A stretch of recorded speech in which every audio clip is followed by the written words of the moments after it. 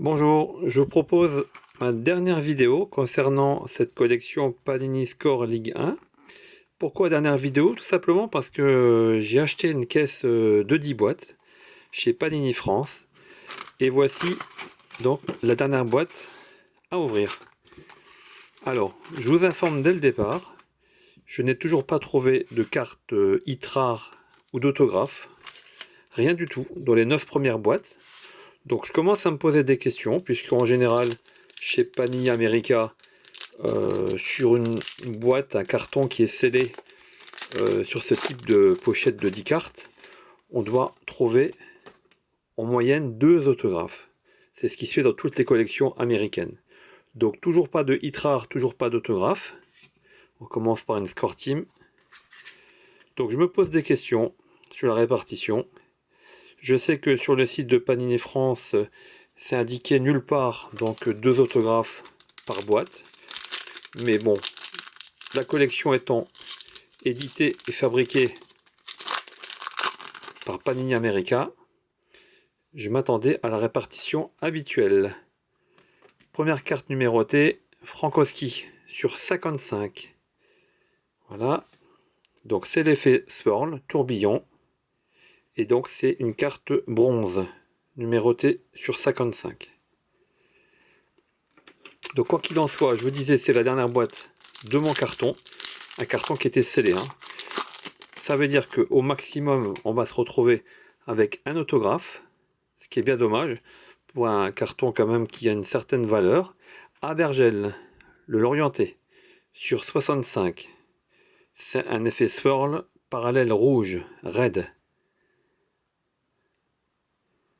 Voilà.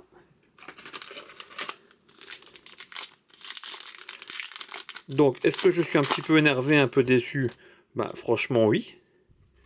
Puisque c'est quand même un investissement assez conséquent. On est quand même sur une boîte, un carton, une caisse de 10 boîtes. Donc là, on est sur un total de 600 euros.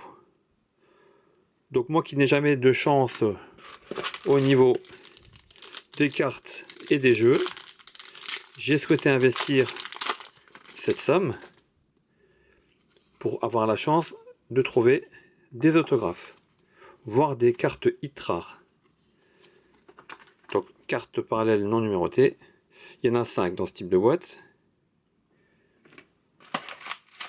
Je vous parle de tout ça parce que en fait, je pense qu'il faut être vigilant.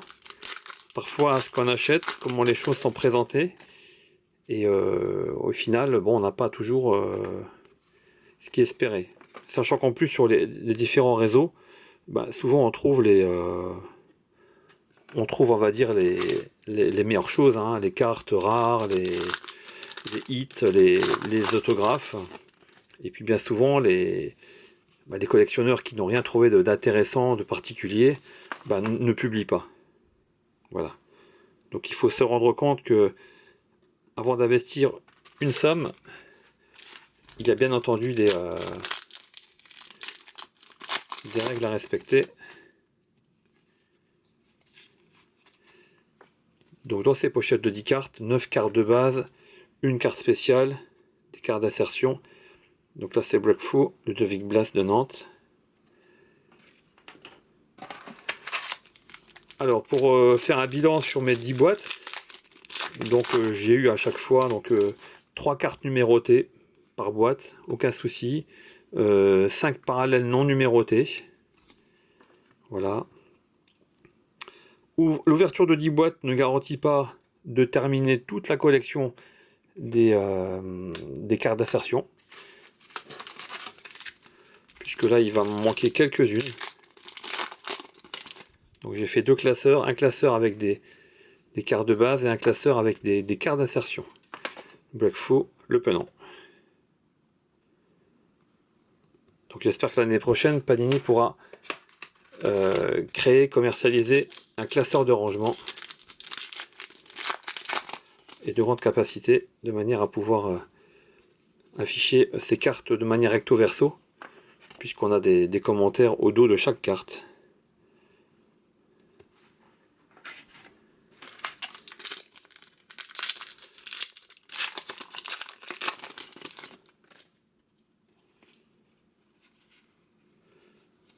All on Steam de la catégorie des inserts gardien de but.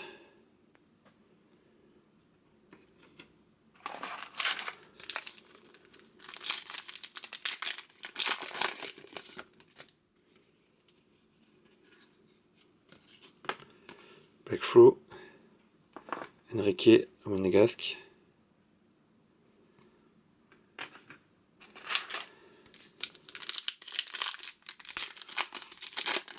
Alors je vous avoue que ne pas avoir deux signatures dans ma caisse de 10 boîtes, déjà je l'ai mauvaise, mais maintenant avoir 0 signature, ce serait pour moi une cata. Parce que voilà, d'un point de vue commercial, je trouve que en achetant une caisse, vu qu'on a une certaine moyenne de cartes, même si rien n'est jamais garanti dans le hobby, il y a quand même des moyennes qui sont annoncées et qui doivent être respectées par Panini. Une carte parallèle numérotée, alors faire attention, c'est des cartes sur 25, donc c'est la carte Silver, qui ressemble beaucoup argentée, qui ressemble beaucoup à la carte parallèle non numérotée, et c'est Uno, du SCO Angers. Voilà.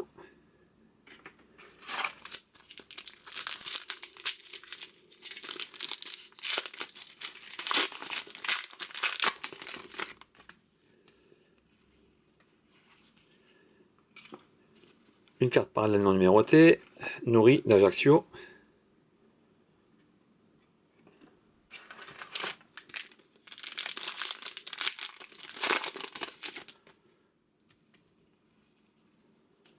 Encore une, non numérotée, Cardona, le Brestois.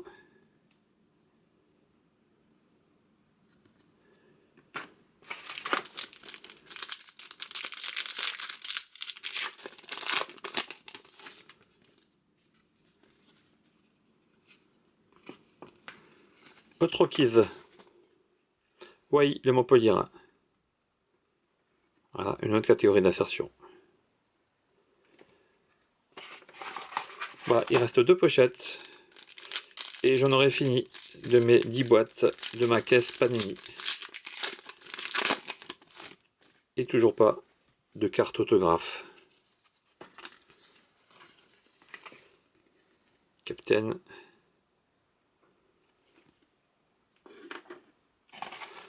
Alors le bilan que j'en tire, à moins de trouver un autographe, c'est que contractuellement, donc, il n'est pas indiqué un autographe toutes les 5 boîtes ou 2 autographes par caisse, hein, comme on peut dire ce qu'on veut. Donc je vais tout simplement donc, demander une explication à Panini, voir comment sont réparties les boîtes et les pochettes dans cette distribution certes mondiale, mais en tout cas qui ne m'aura pas permis d'obtenir donc des cartes autographes en 10 boîtes, donc pour 600 € d'achat. Voilà, donc parfois on joue et on perd, c'est le cas. Je vous dis à bientôt et je vous tiendrai informé des suites. Au revoir.